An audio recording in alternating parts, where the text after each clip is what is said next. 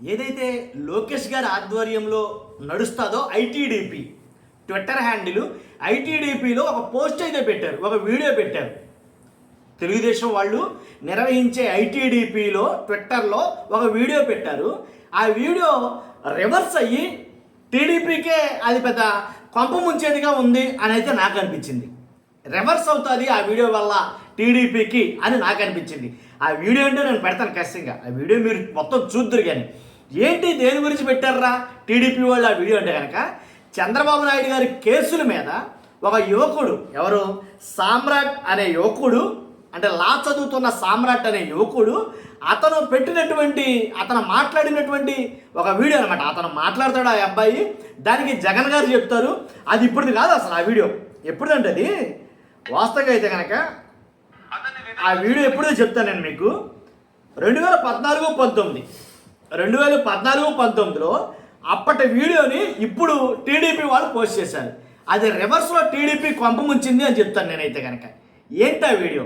ఆ వీడియోలో ఏం మాట్లాడాడు ఆ అబ్బాయి అని అంటే కనుక, ఏదైతే చంద్రబాబు నాయుడు గారు ఓటుకు నోటు కేసులో రెడ్ హ్యాండెడ్గా ఏదైతే ఆయన వాయిస్ వీడియో టేపులు, ఆడియో టేపులు ఏదైతే బ్యాగ్ తోటి డబ్బు పెట్టుకెళ్ళారో రేవంత్ రెడ్డి గారు, అది ఇవన్నీ కూడా ఇన్ని కేసుల మీద, ఆయన మీద ఇన్ని కేసులు ఉన్నా, చంద్రబాబు నాయుడు గారి మీద లెక్కలేనన్ని కేసులు ఉన్నాయి.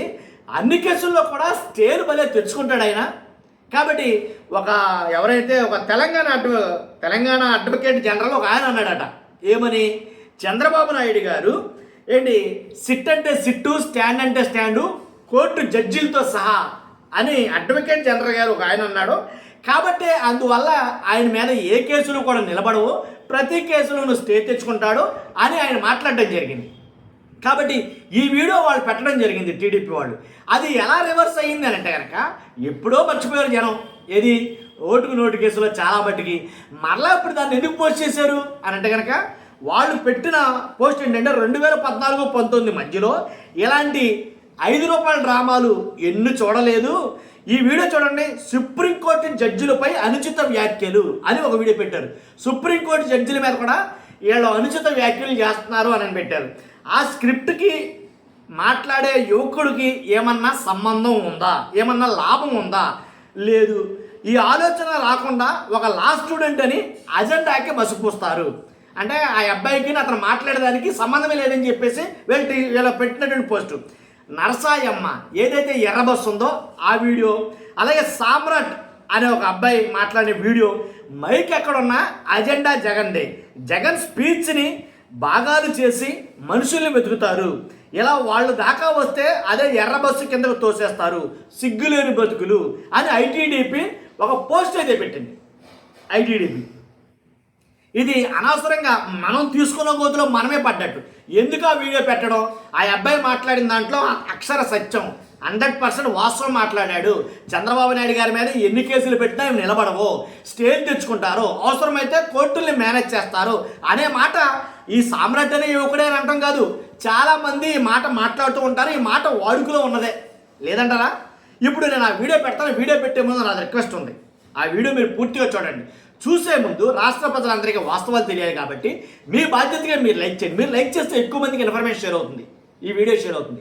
కొత్తగా మన ఛానల్ చూస్తే పక్కాగా సబ్స్క్రైబ్ చేయండి. మీ అమూల్యమైన అభిప్రాయం ఈ వీడియో ఎండ్ వరకు చూసి మీ అభిప్రాయాన్ని కామెంట్ రూపంలో తెలియజేయండి. కొత్తగా మన ఛానల్ చూస్తే పక్కాగా సబ్స్క్రైబ్ చేయండి. ఇప్పుడు ఒక్కసారి ఏదైతే సామ్రాట్ అనే లా స్టూడెంట్ మాట్లాడేటువంటి మాటలేటో విందిరిగాను ఒక్కసారి నేను పెడతాను. ఇప్పుడు అది ఆ వీడియో. అతన్ని విధుల నుంచి తొలగిస్తారన్నా, మరి రెడ్ హ్యాండెడ్గా చిక్కిన మన గజదొంగ చంద్రబాబు నాయుడు గారిని మాత్రం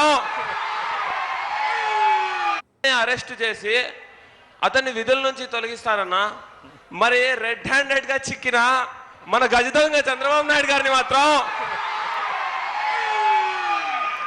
అలా ఎలా స్టేలు ఇచ్చేస్తారన్నా? అన్ని కేసుల్లో స్టేలు ఎలా దొరుకుతున్నాయన్నా? అవును, నిజమేలే అన్నా.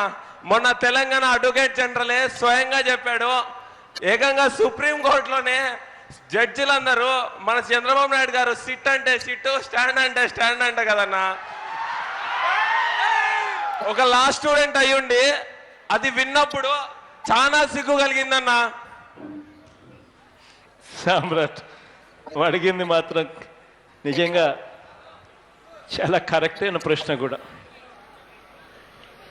నల్లధనం ఇస్తూ ఆడియో టేపులు వీడియో టేపులతో గవర్నమెంట్లో ఉండి గవర్నమెంట్కు అధ్యక్షత వహిస్తా ఉన్న వ్యక్తి పట్టుపడినా కూడా ఆడియో టేపులు వీడియో టేపుల్లో కూడా బ్లాక్ మనీతో దొరికినా కూడా కోట్ల రూపాయలు చేతులు మారుతూ డబ్బుతో సహా దొరికినా కూడా ఆ మనిషి మీద ఏ కేసు లేదు, ఆ మనిషి మీద ఏ యాక్షను లేదు, ఆ మనిషి ఇంకా ముఖ్యమంత్రిగా కొనసాగుతా ఉన్నాడు అని అంటే ఇదే చిన్న చితక గవర్నమెంట్ ఉద్యోగి అయితే నిజంగా ఈ మాదిరిగా బ్లాక్ మనీతో దొరికితే వెంటనే సస్పెండ్ చేసిందరు, వెంటనే కోర్టుకు పెట్టిందరు, వెంటనే జైలుకు పంపిందరు అన్న నువ్వు అడిగిన మాటలు 100కి 100 రూపాయలు కరెక్ట్ సామ్రాట్. నిజంగా ఈ ప్రశ్న ఇవాళ దేశంలో ఉన్న ప్రతి పౌరుడు ఆలోచన చేయాలి. అధికారంలో ఉన్న చంద్రబాబు నాయుడు గారి కన్నా ఇంకా పై అధికారంలో ఉన్న ప్రతి పౌరుడు ఆలోచన చేయాలి. డెమోక్రసీ అన్నది ప్రతి ఒక్కరికి ఒకటే మాదిరిగా ఉంటేనే ప్రజాస్వామ్యం బతుకుతుంది. ఒక్కొక్కరికి ఒక్కొక్క న్యాయంగా ఉంటే ప్రజాస్వామ్యం బతకదు అని చెప్పి కనీసం లా చదువుతా ఉన్న స్టూడెంట్ దగ్గర నుంచి కనీసం విన్నప్పుడు ఆ పెద్దలందరికీ కూడా కాస్త కూస్తో నీ మాటల వల్ల ఆలోచన పెరిగి యాక్షన్ తీసుకునే పరిస్థితి రావాలని దేవుడిని మొక్కుతాం. అన్నా చివరిగా ఒక్క మాట అన్నా, మీరు చేసిన తలపెట్టిన ఈ ప్రత్యేక హోదా ఉద్యమానికి మా ఫ్యూచర్ సీఎం జగన్ అన్న అందరికీ వీడియో చూసాం కదా, కాబట్టి ఆ అబ్బాయి మాట్లాడిన దాంట్లో తప్పే ఉందా? మరి ఈ వీడియోని ఎందుకు ఐటీడీపీ పోస్ట్ చేసింది? చంద్రబాబు నాయుడు గారి మీద కేసులు ఉన్నమాట వాస్తవం, కానీ ఆ కేసులు అన్నింటి మీద స్టేలు తెచ్చుకోవడం వాస్తవం.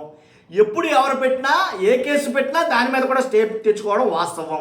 కాబట్టి ఇలా ఇన్ని కేసుల మీద స్టేలు రావడం పట్ల అంటే చంద్రబాబు నాయుడు గారి మీద చాలామంది రాజకీయ విమర్శకులు కావచ్చు, రాజకీయ ఎవరైతే పండితులు కావచ్చు, అనలిస్టులు కావచ్చు, చాలామంది మాట్లాడుతున్న మాట ఏంటంటే కోర్టుల్ని మేనేజ్ చేయగలరు చంద్రబాబు నాయుడు గారు అని వాళ్ళు ఆ జనరలైజ్డ్గా చాలామంది మాట్లాడతారు.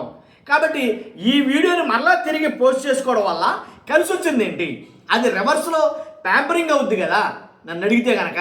కాబట్టి వాళ్ళకి బ్యాక్ ఫైర్ అయిందని చెప్తాను ఆ వీడియో నేను. కాబట్టి అంటే ఏదైతే ఓటుకు నోటు కేసుని మళ్ళీ గుర్తు చేసినట్టు అయ్యింది, తర్వాత ఆ అబ్బాయి మాట్లాడిన మాటలో వాస్తవం ఉన్నట్టు అయింది, తర్వాత ఏదైతే నరసమ్మ మాట్లాడింది ఏం మాట్లాడింది దాని మీద ఒక అంచనాకు రావాలనిపిస్తుంది. కాబట్టి ఇవన్నీ కూడా అంటే ఒకసారి ఇలా బ్యాక్ ఫైర్ అవుతుంది అనుకుంటా అని నాకు అనిపించింది. ఎందుకంటే ఐటీడీపీ చాలా దారుణంగా అయితే పోస్టులు పెడతారు. కూటమి ప్రభుత్వంలో అందరి మీద చర్యలు తీసుకునే కూటమి ప్రభుత్వం ఈ ఐటీడీపీలో కొన్ని పోస్టులు పెడతా ఉంటారు. ఆ పోస్టుల పైన కూడా మరి ఎందుకు చర్యలు తీసుకొని నాకు అర్థం కాదు. మీ అభిప్రాయం ఏంటో కాస్త కామెంట్ రూపంలో తెలియజేయండి. ఫస్ట్ అయితే లైక్ చేయండి. Thank you very much.